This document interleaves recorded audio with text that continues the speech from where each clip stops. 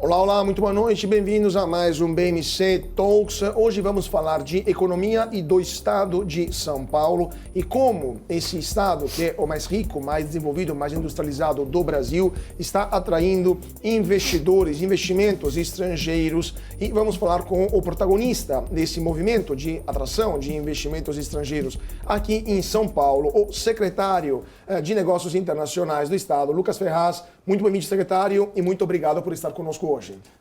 Obrigado, Carlos. Um prazer enorme estar aqui com você. Prazer todo nosso recebê-lo, secretário. Secretário, a pasta do senhor, nesse ano, mudou de nome, era Secretaria de Relações Internacionais, agora se chama Secretaria de Negócios Internacionais. Além do nome, além da parte linguística, qual foi a substância, o que mudou de fato nessa secretaria e o que mudou nos primeiros 8 meses de governo, de novo governo aqui do estado de São Paulo? Muito bem, Carlos. Olha, essa pergunta é importante, né, para a gente esclarecer o nosso público. Nós tínhamos até então no estado de São Paulo, tradicionalmente, aquilo que se chamava a Secretaria de Relações Internacionais. Então, era uma secretaria que estava voltada para temas que nós chamamos da paradiplomacia, ou seja, atendimento a embaixadores, organização de missões internacionais de caráter diplomático, né, com o governador, para encontros com presidentes, para encontro com ministros estrangeiros, muitos deles que vêm visitar o governador também aqui no nosso palácio. Então, era uma secretaria que estava com foco, né, nessa questão mais diplomática. Alguns memorandos de entendimento também, alguns acordos, mas sem nada, digamos assim, muito vinculante, sem impactos para além da questão da diplomacia propriamente dita. O entendimento do governador Tarcísio de Freitas é que São Paulo, por suas características, por suas dimensões, pode muito mais do que isso. A gente sempre tem que ter em mente que o estado de São Paulo poderia ser um país, né, de acordo com o seu PIB, que temos aí um PIB de mais de 600 bilhões de dólares. Para que o nosso telespectador tenha uma ideia, São Paulo tem um PIB maior do que a Argentina, Paraguai e Uruguai somados, que seria o nosso Mercosul, né, os países ali que compõem o Mercosul junto com o Brasil. E se fosse um país também, seria a terceira maior economia da América Latina, seria Brasil, México, São Paulo e a 20ª maior economia do mundo. Temos aqui um mercado... Estaria no G20, então, São Paulo. Estaria no G20, temos aqui um mercado consumidor enorme, que basicamente 22%, né, da nossa população está aqui no estado de São Paulo. Temos aqui 46, né, milhões, né, basicamente, de habitantes potenciais consumidores, uma boa infraestrutura, né, mão de obra qualificada, ou seja, São Paulo é naturalmente a porta de entrada, digamos assim, para os investimentos internacionais no Brasil. Então a gente construiu uma secretaria, estamos, né, trabalhando intensamente nisso, que além dessa vertente paradiplomática, ela também terá uma vertente econômica, mas evidentemente voltada para a questão da inserção internacional do estado de São Paulo. Nós sabemos, não é novidade para ninguém, o Brasil ainda, apesar dos avanços, né, nos últimos anos, o Brasil ainda é um país pouco inserido, né, digamos, na globalização, no comércio internacional, no fluxo de investimentos internacionais de uma forma geral. Apesar de que a gente é um bom captador de recursos, né, mas assim poderia ainda estar muito aquém do seu potencial, digamos assim, né, poderia estar captando muito mais se fôssemos mais inseridos. E São Paulo não é exceção também nesse quesito. Então, a nossa missão principal é aumentar a inserção internacional do Estado, segundo 3, digamos, pilares principais, né? O primeiro pilar seria o pilar da da promoção comercial. O segundo pilar seria o pilar da desburocratização das operações comerciais no estado de São Paulo. E aí a gente não pode deixar, né, de ter em mente que São Paulo tem o maior porto da América Latina, que é o Porto de Santos, né? E também a questão da atração de investimentos externos, né, a atração de investimentos estrangeiros. Então temos ações, né, já em andamento nesses 3 pilares, né? E nós entendemos que com essas ações, né, que a gente pode evidentemente detalhar um pouco mais aqui com você, o Estado de São Paulo tem condições de avançar né, naquilo que é muito importante, que é a sua inserção internacional. Lembrando que para a gente montar as políticas públicas, e o governador Tarcísio tem sido muito, digamos, assertivo nesse ponto, a gente não está aqui falando de achismo, de experimentalismo, a gente está falando de políticas que, de fato, são políticas já comprovadamente efetivas, né, que tiveram evidência empírica já consolidada em outras economias, em outros estados, enfim. Então, a gente está trazendo para cá uma agenda que tem um diagnóstico, nós entendemos, muito correto. Né? E que diagnóstico é esse? São Paulo, assim como o Brasil, né, assim como a América Latina, vamos colocar de uma forma mais geral, tem um problema sério, né, de muitos anos de baixa produtividade. Então, é importante também mencionar que a parte internacional, de inserção internacional do Estado, ela se insere, né, nessa tentativa, nesse projeto, vamos colocar assim, aqui para o Estado de São Paulo, de remover ou digamos, destravar as alavancas do crescimento econômico por meio do aumento da produtividade. E como é que você faz isso?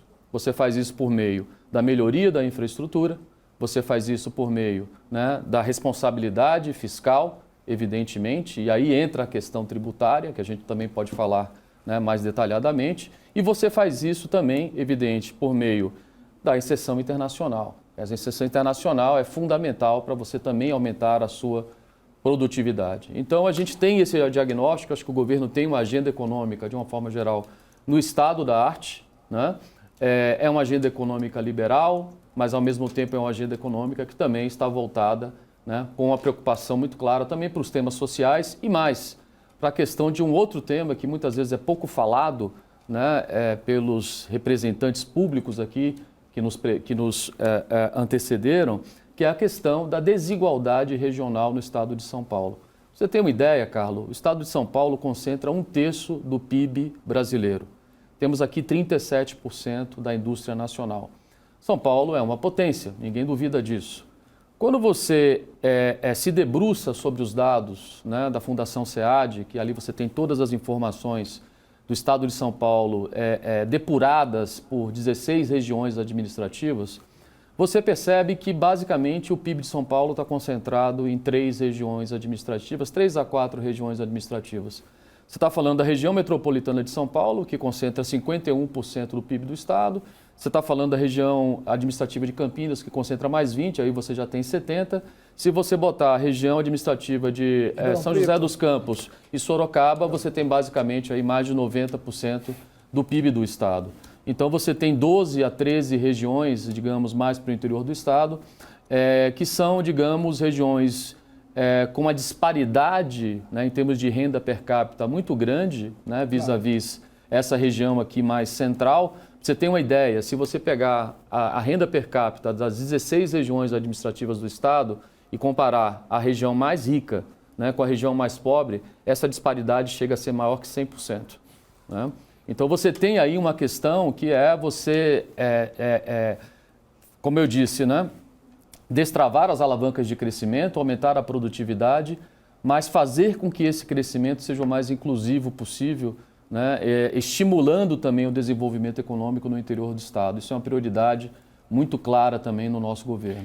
Secretário, vários pontos que o senhor levantou e vamos ver se a gente consegue analisar todos no pouco tempo que infelizmente temos. Mas iniciando sobre a questão dos investimentos, atração de investimentos estrangeiros, né? O senhor falou dessa tentativa de também aumentar a produtividade do Estado, de inserir o Estado na economia internacional. Uma das alavancas é a atração de investimentos. O que o Estado de São Paulo está fazendo hoje? Como foram os primeiros 8 meses em termos de investimentos estrangeiros? Houve um aumento em relação ao passado? Também graças à conjuntura internacional, o nearshoring ou friendshoring ajudou o Estado de São Paulo.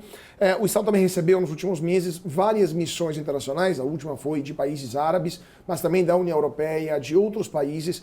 Isso se transforma rapidamente em investimento ou é algo demorado? Então o efeito a gente só vai ver daqui a alguns anos? Olha, eu diria que nesse quesito da atração de investimento, a gente tem feito um trabalho que tem chamado muita atenção da comunidade internacional, Carlos. Eu digo isso por experiência própria. Já em janeiro, né, fizemos a nossa primeira missão internacional com o governador Tarcísio. Estivemos no Fórum Mundial de Davos, né, estivemos ali por 4 dias e impressionou, né, a curiosidade, né, a demanda por reuniões com o governador e a curiosidade por conhecer, né, as oportunidades de investimento no estado de São Paulo. E aí tem duas questões. Evidente, tem a pujança do próprio estado de São Paulo, que desperta essa curiosidade, né, assim como também o histórico, né, eu diria, brilhante do nosso governador na área, sobretudo, de infraestrutura, quando foi ministro da infraestrutura no governo Bolsonaro. Para você ter uma ideia, ao longo dos 4 anos que o governador foi ministro da infraestrutura, nós tivemos quase 100 leilões, né, ao longo desse período de 4 anos, foram quase 25 leilões por ano. Quer dizer, é um histórico realmente muito acima da média do que se está acostumado, né, no Brasil. E o governador, além de ser um grande especialista no tema, ele traz essa credibilidade, né, juntos aos investidores nacionais e internacionais. E o reflexo disso foram 4 dias em Davos, com 38 reuniões, foram quase 10 reuniões por dia. Depois nós tivemos uma segunda missão em Londres, Madrid e Paris. Infelizmente, nessa missão, o governador ele teve um problema de saúde, ele não pôde estar em todos os compromissos, mas esteve em vários compromissos importantes. E nós ali também percebemos, né, como a agenda, né, econômica e de projetos de investimento do Estado tem sido recebida pela comunidade internacional. Depois tivemos outras missões também com o governador em Nova York, né, que também foi apresentado ali para vários investidores, fundos soberanos, empresas, CEOs, enfim, toda a comunidade, né, empresarial e de investimentos, né, internacional. E o projeto tem sido muito bem recebido, como eu disse. O que é esse projeto? Nós temos aqui uma carteira, né, de projetos de infraestrutura muito ambiciosa, temos aí cerca de 17 projetos já qualificados, totalizando um CAPEX da ordem de 200 bilhões de reais para os próximos anos aqui no estado de São Paulo. Evidente que projetos de infraestrutura, eles não dão resultados imediatos, né? Você tem toda uma questão da maturação, da construção propriamente da infraestrutura, né? Mas a partir do momento que essa infraestrutura é construída, né, ela já começa, digamos, o processo de construção, você já vai ali movimentando a economia, já vai gerando emprego e etc, né? Mas são projetos realmente de médio prazo, não são projetos de curto prazo, até por a questão toda burocrática também, de montagem de leilão e etc. Então, aqui nós temos, por exemplo, tivemos com sucesso, né, melhor dizendo, já o leilão do trecho norte do Rodoanel, né, foi um leilão muito bem sucedido. Temos agora já a publicação, né, do edital para o trem Intercidades, que é o trem que vai conectar Campinas, né, São Paulo e Campinas. Essa região de São Paulo e Campinas, como eu havia dito, concentra aí quase 70% do PIB do estado.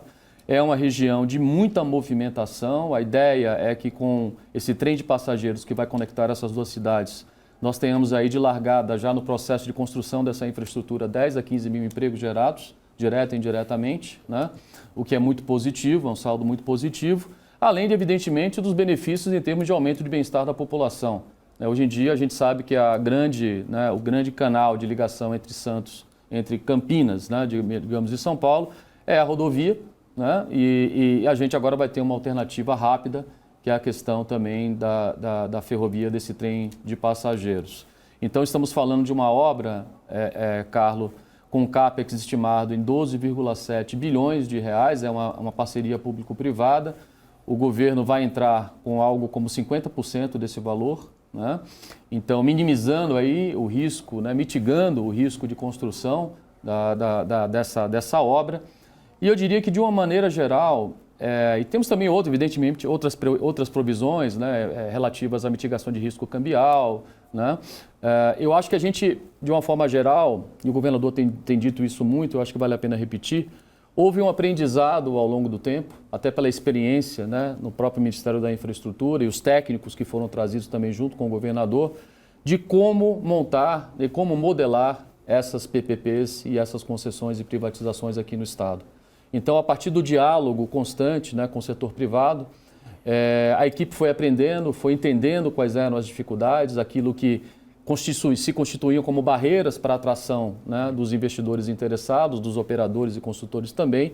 E eu acho que a gente agora está no estado da arte em termos dessa modelagem, Tanto é que a gente já atraiu vários consórcios aí interessados, né, em participar desse leilão do trem intercidades. Pois é, só para terminar esse ponto, telegraficamente, porque esse trem intercidade, de fato, é a herança, o sucessor do famoso trem-bala, que era para ser entregue em 2014, na Copa do Mundo, nunca saiu. Qual é a diferença entre a modelagem daquela época, o que foi feito de errado na época, que só criou uma estatal, que nunca, de fato, colocou um trilho no chão, e o que vai ser diferente com isso? O que vai garantir que esse trem saia, de fato? É totalmente diferente, né? Você tinha ali um outro governo, uma forma, né, de desenho, eu diria que muito, de alguma forma até primária, ou seja, qual é a viabilidade, né, realmente financeira de um trem que vai ligar São Paulo ao Rio de Janeiro, um trem-bala, um trem expresso.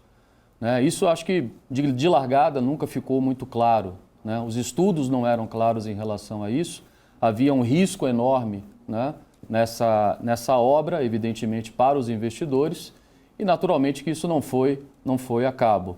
Agora voltou, né, essa história do trem novamente, do trem-bala. Eu confesso a você que desconheço os detalhes, mas em princípio, novamente, eu acho que falta mais detalhes, né, da viabilidade técnica, financeira, né, para que os investidores possam quantificar o risco do investimento, eventualmente que eles possam estar fazendo. O que não é o caso, o que é totalmente diferente agora do trem intercidades. Primeiro que é uma obra, evidentemente, muito menos ambiciosa. Você está falando de uma ligação, né, de basicamente duas cidades que estão a 100 km de distância. Você não está falando de duas cidades que estão a 500 km de distância. Né? É uma outra dimensão do que nós estamos colocando. E como eu disse, o desenho é muito bem estruturado, a gente está falando de uma parceria público-privada, onde o Estado de largada já entra com 50%, né, do valor do CAPEX total, além dos mecanismos de mitigação de risco, como eu te disse, risco cambial, risco de construção e etc. Então essa modelagem realmente é do estado da arte, e tanto é que a gente já tem aí 5, 6 ou até mais consórcios interessados na participação desse leilão.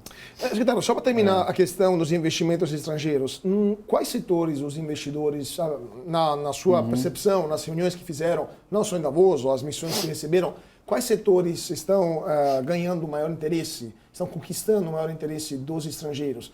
A infraestrutura, ou seja, os leilões que o governo está preparando, ou investimentos greenfield, implantar novas fábricas aqui no estado para servir o resto do Brasil, investimentos no agronegócio. Quais são os setores que estão obtendo o maior interesse desses investidores estrangeiros? Eu acho que de largada são os investimentos, como eu disse, nesses projetos que já estão qualificados, né? Que são os leilões que estão mais prementes. Né? E num segundo momento, evidentemente, ou numa segunda posição, vamos colocar assim, nós temos discutido muito com os investidores a questão dos investimentos em energia renovável. Né? E aí vale a pena a gente ter uma perspectiva mais ampla disso. Né? Nós estamos falando, eu venho dizendo, Carlos, sem nenhum exagero, que se o século passado, né, ou a segunda metade do século passado foi o século da Ásia, foi o período da Ásia, que você teve ali a ascensão da China, sobretudo a partir, né, do final da década de 70 e também acompanhando por vários outros países, né, os chamados tigres asiáticos, até um pouco antes disso. Mas, enfim, foi a segunda metade do século passado, foi o período da Ásia. Essa primeira metade desse século tem tudo para ser o século da América Latina, sobretudo o século do Brasil e de São Paulo. E por que eu digo isso? Porque nós temos aí a questão da transição energética, né, que está pegando no mundo inteiro. Então, veja bem, você tem, na segunda metade do século passado, nós tivemos lá o grande ciclo das commodities, não é verdade? Esse grande ciclo das commodities que beneficiou o Brasil, certamente, ele foi puxado por um país, a gente estava falando da China. Agora você está falando de uma transição energética onde o mundo inteiro está envolvido. Né? E essa transição energética, ela como é que se diz? Ela tem que ser acelerada, ela está sendo acelerada, né, no mundo inteiro, com medidas concretas. Haja vista o que a gente vem observando nos Estados Unidos, Europa, Coreia do Sul, Japão, né, todos esses países muito preocupados em acelerar esse ritmo de transição energética. E a América Latina, e o Brasil em particular, e São Paulo sobretudo, e nós podemos falar também das características específicas de São Paulo, nós temos vantagens comparativas que nenhuma outra região do mundo tem. Nós temos uma oferta abundante, né, de minerais que são importantes, né, para essa transição energética, é o caso do lítio, por exemplo, do grafite, entre outros. Né?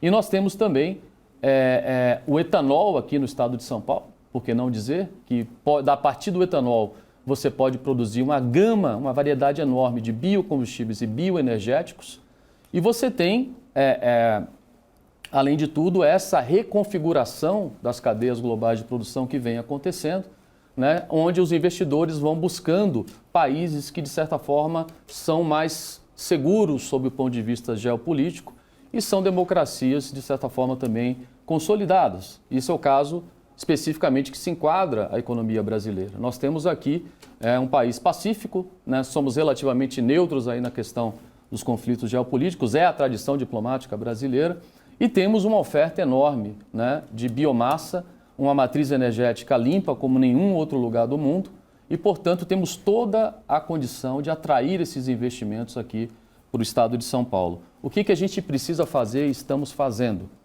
Por isso que eu falei, olha, primeiro, o que tem sido chamando mais atenção realmente são os projetos de infraestrutura, que também tem uma pegada ambiental bastante forte nesses projetos. Tá? Nós temos ali provisões importantes também relativas ao meio ambiente. Não são projetos de infraestrutura que vão agredir o meio ambiente, longe disso.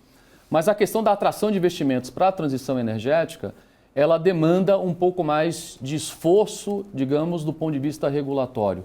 Do lado da oferta, nós não temos problema. Aqui em São Paulo, especificamente, a gente tem uma oferta de biomassa que é incrivelmente grande a partir do etanol, a partir dos aterros sanitários, a partir dos resíduos sólidos.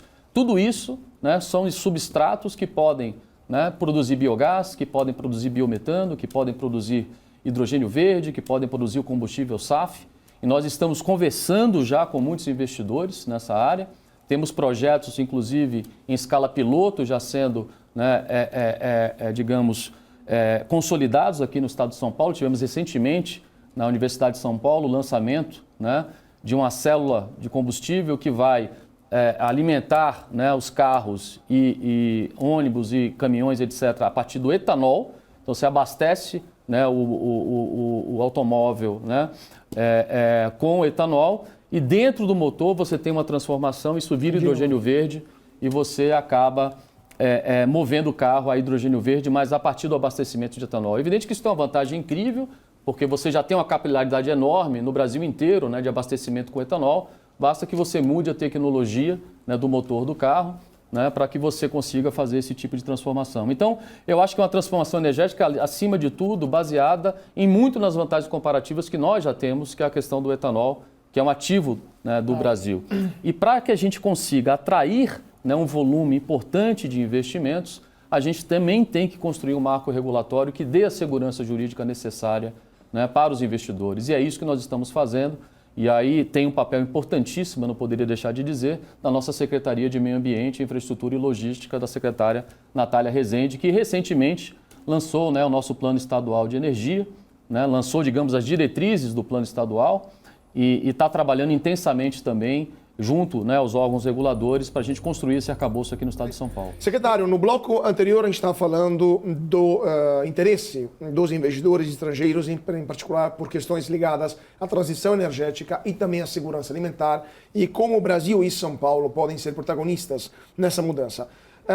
O senhor acha que isso é também ligado ao fato da guerra da Ucrânia, o embargo, de fato, o bloqueio do comércio com a Rússia, os europeus ficaram sem energia e também o mundo sem comida russa, e agora estão olhando para o Brasil como uma grande alternativa para o abastecimento desses dois produtos, né? Energia de um lado e alimentos do outro.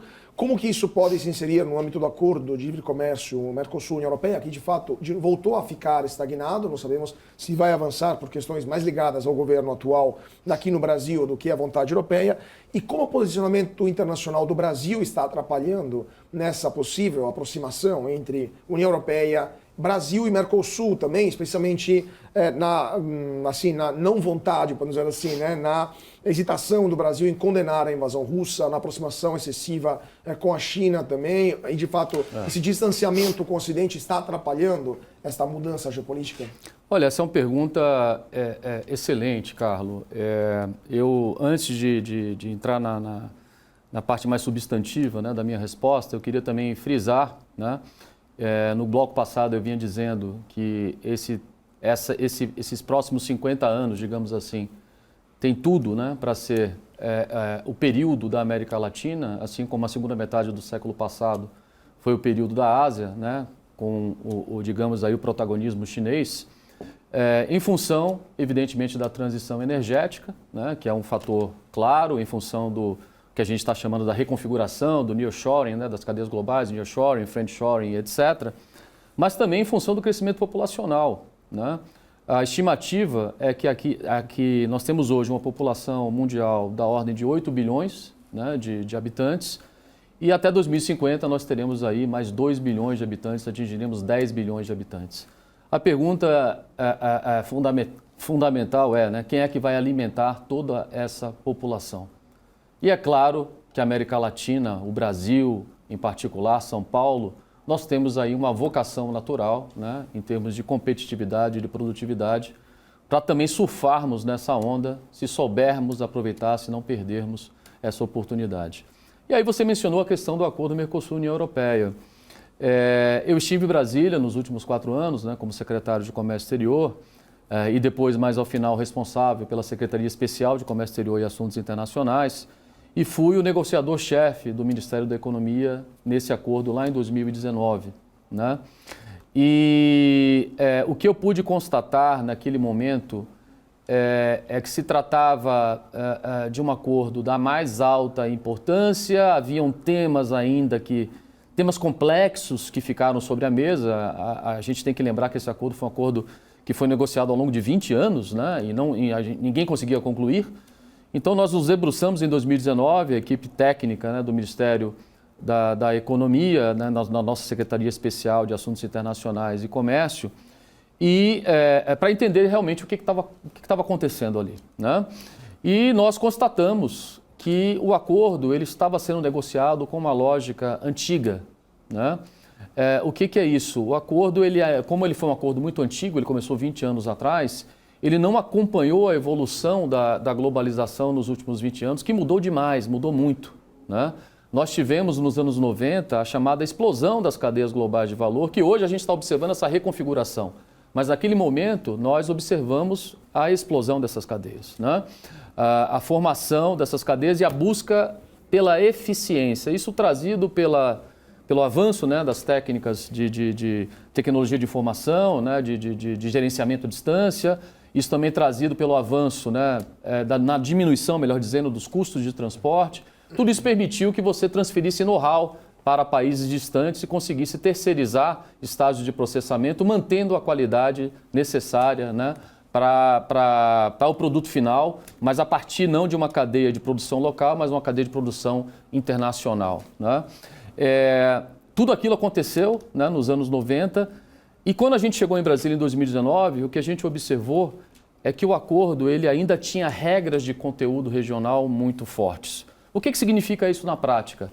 Para que um país europeu conseguisse exportar um produto para o Mercosul, da forma como estava negociado, ele tinha que ter uma regra de 60% de conteúdo regional.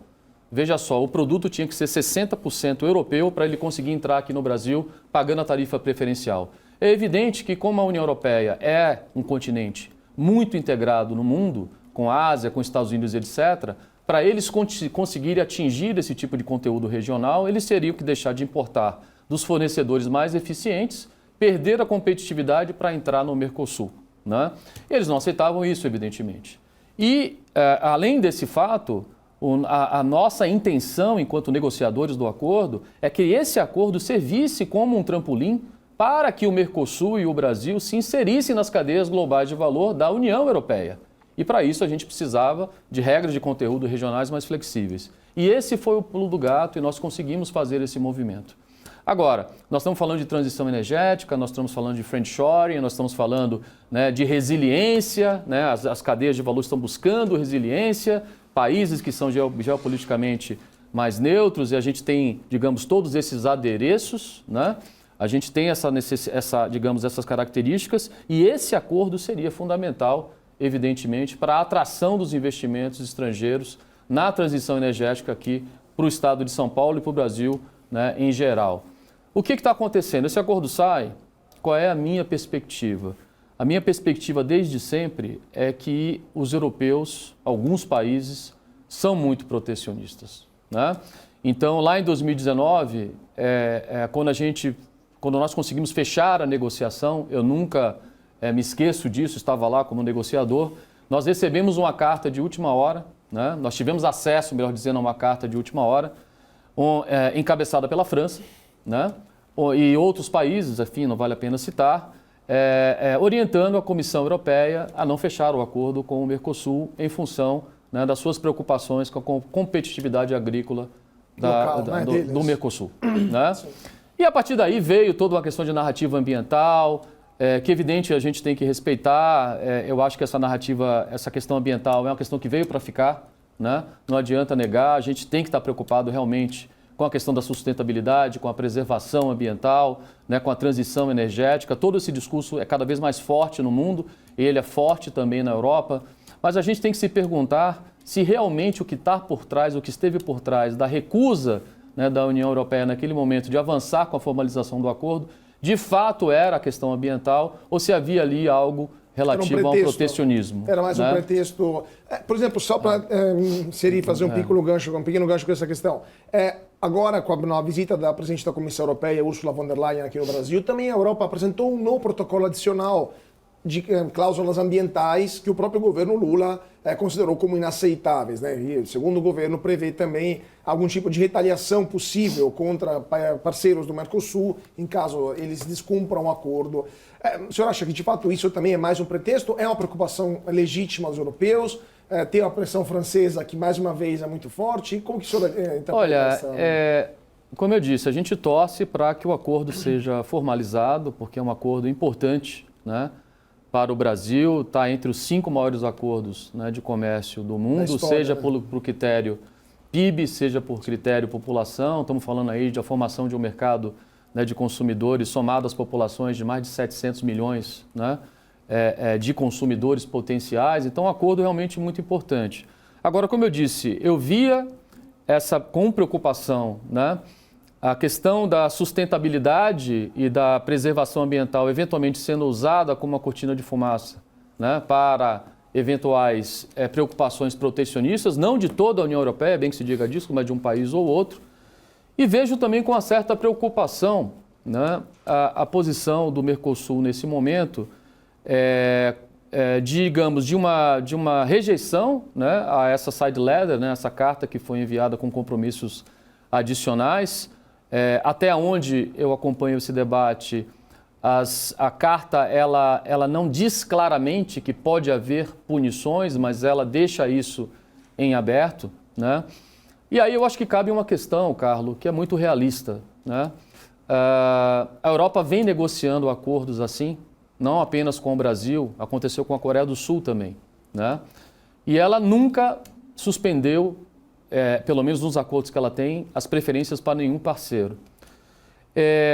A pergunta que não quer calar é a seguinte: se a União Europeia quiser fazer algo, né, em termos de suspensão, tá certo, das suas preferências para os produtos brasileiros e do Mercosul, ela precisa fazer isso no âmbito de um acordo, ou ela pode mudar eventualmente a regulação dela, né, como ela eventualmente já fez de certa forma, já está fazendo de certa forma. Olha aí, por exemplo, a questão do CBAM, que é o mecanismo de ajuste de carbono na fronteira. Ela está impondo essa regulação. Protecionismo, né, ambiental, né? Sim, exatamente. Ela veio agora com a lei antidesmatamento, tá certo? Ela não vai aceitar produtos que vierem de áreas, que venham de áreas desmatadas, legal ou ilegal, ela não vai aceitar isso. Então, a pergunta é: será que ela precisa realmente disso? Ou será que ela precisa desse documento para suspender as preferências? Ou será que se trata, na verdade, de um documento para dar o conforto à sociedade europeia para ratificar esse acordo? Claro. Né? E aí, do outro lado, o que não dá para entender, e isso é realmente complicado de entender, por que o governo atual está colocando tanta ênfase na questão das compras governamentais? Porque agora vieram também com essa história de que o capítulo de compras governamentais teria que ser negociado. E aí eu tenho uma informação interessante, Carlos. Quando nós chegamos em 2019, né, para finalizar, para concluir o acordo, e haviam temas espinhosos sobre a mesa, o capítulo de compras governamentais ele estava basicamente negociado. E quem negociou o capítulo de governamentais foram os governos passados. Inclusive o próprio PT.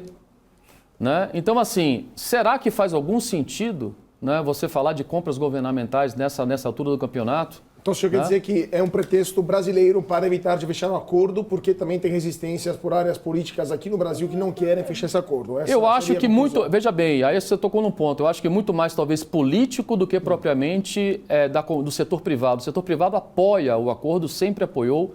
Eu nunca escutei ninguém do setor privado que fosse contra o acordo.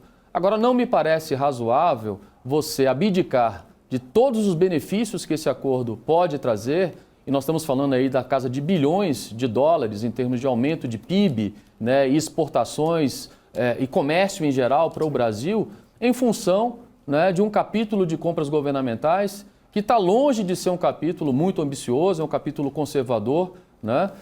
E além de tudo é o seguinte, né, a negociação são trade-offs, você abre mão de algumas coisas para ganhar outras coisas. Claro, né? claro.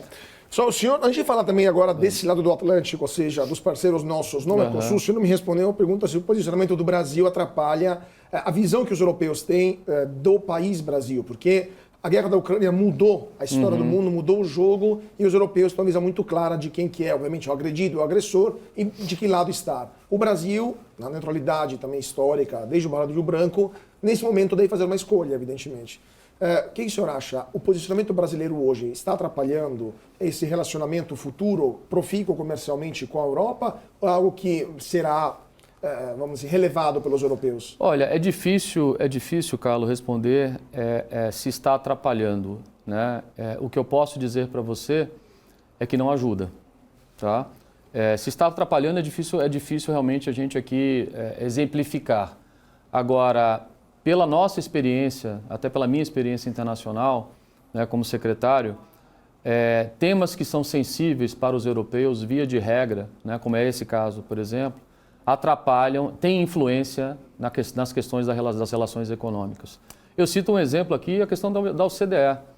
A OCDE, certamente, o nosso processo de acessão à OCDE, que foi em muito, né, avançado ao longo do governo Bolsonaro, né, ele certamente encontra hoje mais barreiras, né, para a sua continuidade, para o seu término, né, que seria a nossa entrada na OCDE seria extremamente benéfica para o nosso ambiente de negócios, né, comprovadamente atrairia mais investimentos aqui para o Brasil, existem vários estudos comprovando isso, né, traria uma melhora, né, do nosso ambiente de negócios fundamental, mas ele certamente se prejudica muito esse processo em função dessa posição geopolítica, digamos, do Brasil diante do conflito. Agora, cabe também perguntar se é a prioridade do atual governo a entrada do Brasil na OCDE, o que parece que não seja o caso. Claro, né? Esse é outro ponto interessante, mas mereceria outro programa só a questão da OCDE. Últimas 3 perguntas, né, porque temos, infelizmente, só mais 10 minutinhos, secretário. Mas, primeiro ponto, desse lado do Atlântico, para terminar o nosso assunto com o acordo com a União Europeia e Mercosul. Mercosul também tem outros parceiros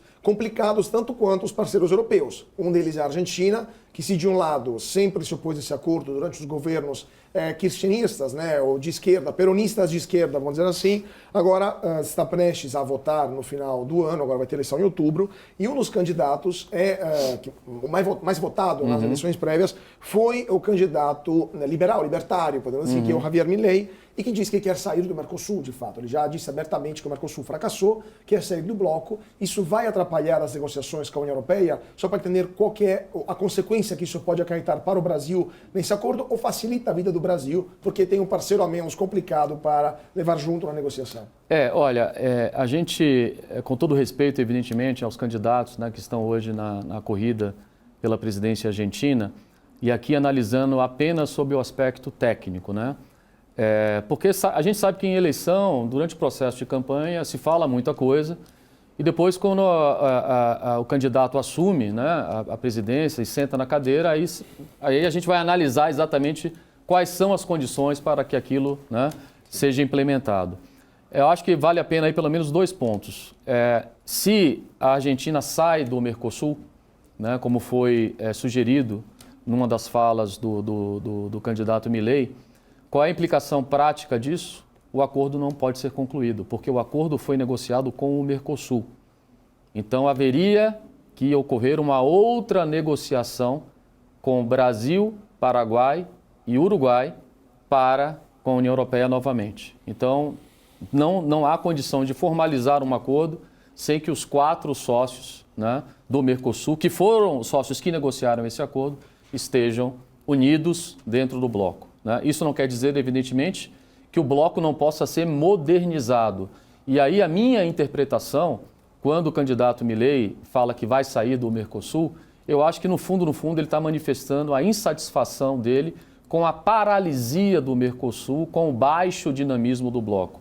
E nisso eu estou totalmente de acordo, né? Durante o governo Bolsonaro, inclusive, nós lutamos muito pela modernização do bloco. Queríamos avançar nos acordos comerciais, concluímos Mercosul-União Europeia, né? O acordo foi negociado, não foi formalizado, não foi assinado.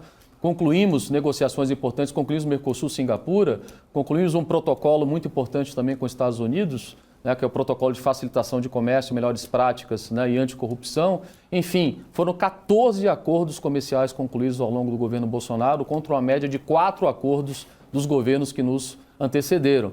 Então foi um avanço muito grande. Então eu interpreto a fala do candidato Milei como uma fala realista, sob o ponto de vista de que o Mercosul não tem dado os resultados concretos, né, para os sócios, não tem servido ao seu propósito principal, que é transformar, que é ser uma plataforma de inserção internacional dos seus países membros. Isso o Mercosul não tem sido, né? Para você ter uma ideia, Carlos, quando o Mercosul começou, em 1991, o Mercosul representava 8% do comércio brasileiro.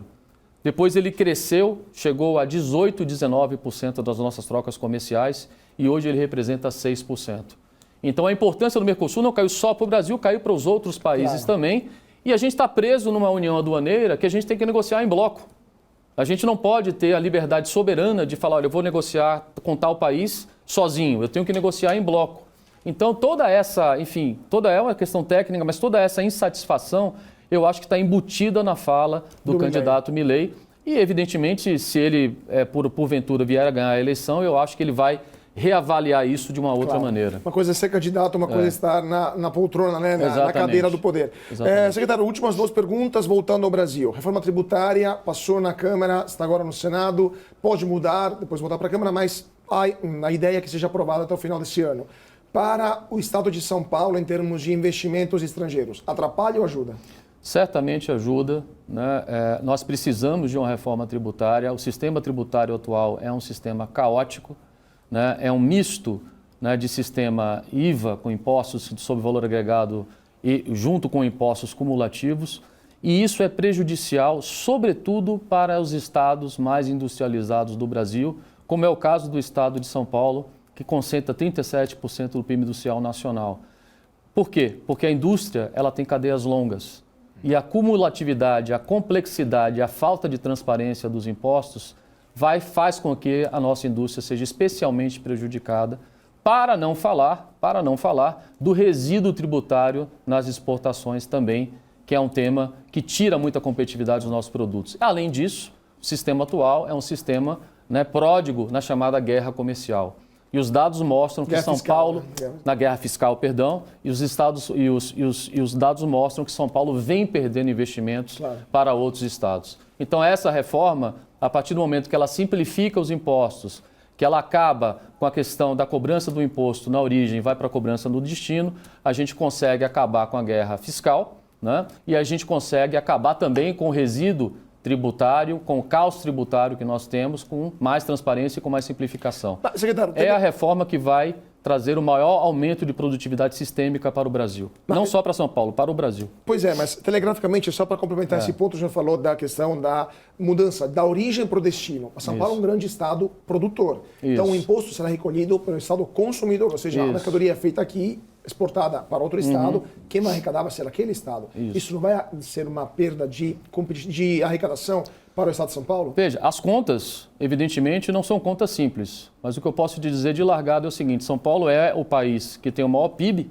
né, do Brasil, mas é o maior mercado consumidor também. Então, nós temos 46 milhões de habitantes.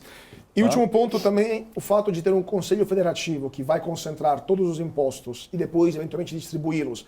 E São Paulo é um estado, tem outras 20 e tantas unidades na federação, 26 unidades. Não preocupa o estado de São Paulo, o governo, por, eventualmente, pagar ainda mais do que já paga? São Paulo já dá mais do que recebe de Brasília. Não vai piorar essa situação? Olha, eu acho que essas questões estão sendo discutidas. Acho que é preliminar qualquer tipo de avaliação nesse momento. O Senado está debruçado sobre essa questão, sobre a governança, inclusive, desse conselho. Vamos aguardar, né?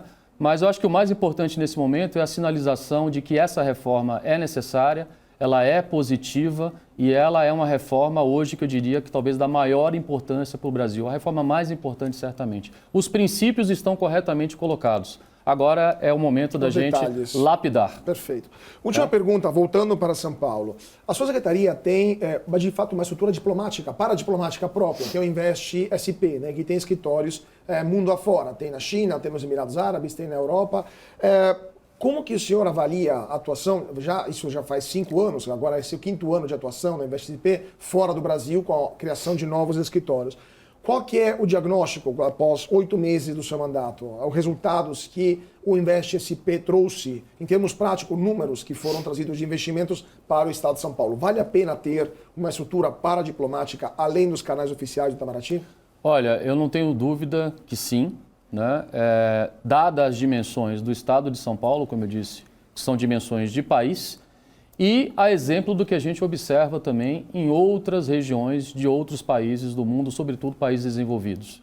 Eu diria que São Paulo, com a dimensão do seu PIB, poderia ter um número de escritórios 3, 4 a 5 vezes maior do que tem hoje, né? Nós temos escritórios de representação, né, de promoção comercial e de investimentos em Dubai, Xangai, Munique e Nova York, né?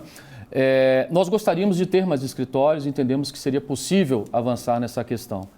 O ponto principal é que, nesse momento, eu acho que a estratégia mais inteligente não seria aumentar a representatividade dos escritórios, ou seja, aumentar o número de países, mas fortalecer a estrutura que já existe aí. Esses escritórios, eles são escritórios recentes e eles ainda estão carecendo de mais fortalecimento em termos de mão de obra, pessoal, né, trabalhando nesses escritórios. A gente tem escritórios hoje operando com 2, 3 pessoas, muito pouca gente, e a gente precisa ter mais estrutura. A partir do momento que a gente conseguir estruturar melhor esses escritórios, a gente pode pensar em aumentar a capilaridade. É evidente que a gente trabalha em parceria com o Itamaraty. O Itamaraty tem, evidentemente, uma penetração muito grande mundo afora, tem os escritórios, né, tem os departamentos comerciais do Itamaraty, nós trabalhamos em parceria, mas eu acho que São Paulo tem, evidentemente, que avançar na sua própria representação, não contrapondo a representação do Itamaraty, mas pelo peso do seu Estado, por ser a porta de entrada dos investimentos internacionais no Brasil. Eu acho que sim, merece. Então não só valeu a pena se pagou o investimento, como vale a pena aumentar a... Certamente. Secretário, eu teria muitas outras perguntas, mas infelizmente o nosso tempo se esgotou. Eu queria agradecer muitíssimo o secretário Lucas Ferraz, secretário de Negócios Internacionais do Estado de São Paulo, por ter estado conosco hoje aqui no nosso Talks. Muito obrigado, secretário. Obrigado, Carlos. Foi um grande prazer. E, com certeza, voltaremos a conversar sobre os investimentos estrangeiros aqui no Estado. Muito obrigado a você que seguiu a gente nesta noite. Fique com a programação aqui da BMC e nos vemos na semana que vem com mais um entrevistado especial aqui no BMC Talks. Mais uma vez, muito obrigado a todos pela atenção, uma ótima noite e até mais.